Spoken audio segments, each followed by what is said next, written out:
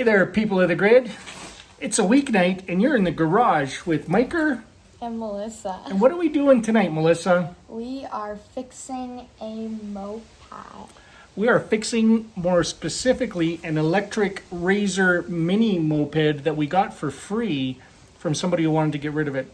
So let me take you through what we did at first. At first, when we got it home, we tried plugging it in, charge up battery, and see if we could just turn it on. You know, the basic stuff. Nothing happened. Then we went away and did a lot of camping, a lot of boating, a lot of kayaking, a lot of fun at the campground. And now we're back for the week because the kids got to check into school, and we thought we would see what we can figure out with this thing. So here's some basic troubleshooting that I did. So what we have is, what do we got, Melissa? This is a multimeter. This is a multimeter. Helps us test electric circuits, continuity, and basically check voltages throughout the system. So I thought, from a real simple perspective, let's first check the charger. So we check this little brick charger right there, and let's see what the reading is we get on that. Got it? Mm-hmm.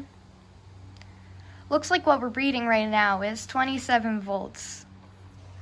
And if we look at the output of our charger, there it is, output 24 volts, 1500 milliamps.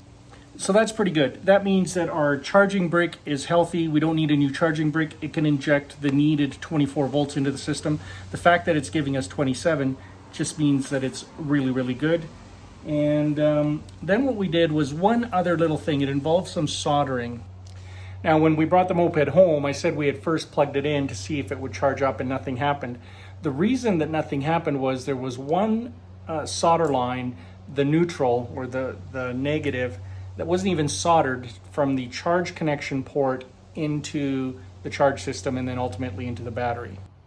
So that's that guy. The black wire coming in, that was just hanging loose.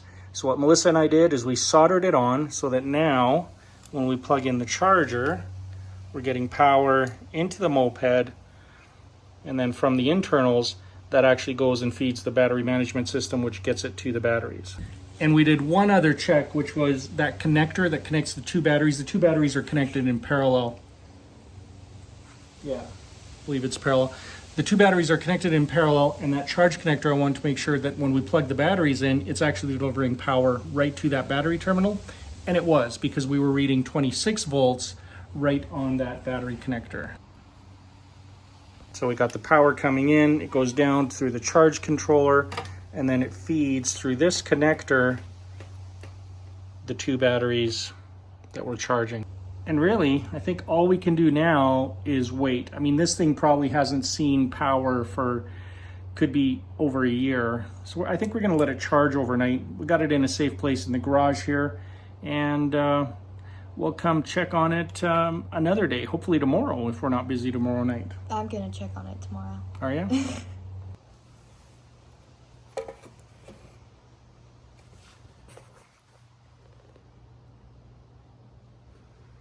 We just noticed that the charging brick says it's green, charged okay, whether it's plugged in and charging the bike or not, which leads me to believe that it's not actually communicating with the battery charging system or the battery management system. So we're gonna have to go a little deeper under the covers than just soldering one wire. And I mean, you can tell because when, yeah, it just doesn't have power. When I flick the power switch on though,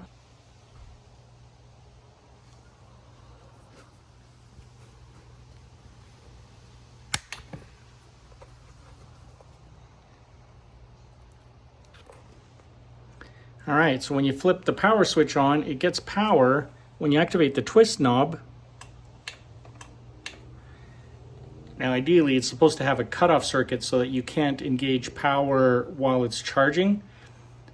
So maybe that's working as it's supposed to, but of course we're not getting enough juice out of our batteries to run the motor. So that's something we need to fix too. Hey people of the grid, we are back at the Razor lab in our garage. We charged the battery overnight, so we gave it a good almost 20 hours of charge, and we just took a reading.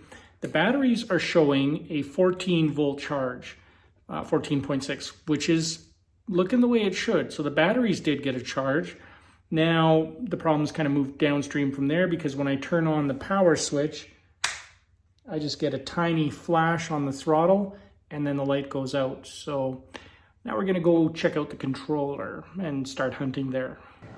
Oh, and a quick update on the Razor situation. So when I said the batteries were holding charge, they are, but they bleed off pretty quick. So they went from 14.2, 14.4 volts and bled down to about 12.6 after just a second of turning it on and trying to get the motor to spin.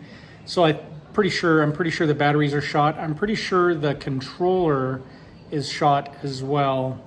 So it turns out you can get one of those for about $35. So I think what I'm going to do is I'll order a controller, I'll order the 2 batteries, and we'll try that as the next step. So we're going to park the Razor Moped project pending arrival of parts. I still got to order them, and we'll switch over to replacing the one-wheel tire tomorrow, I guess.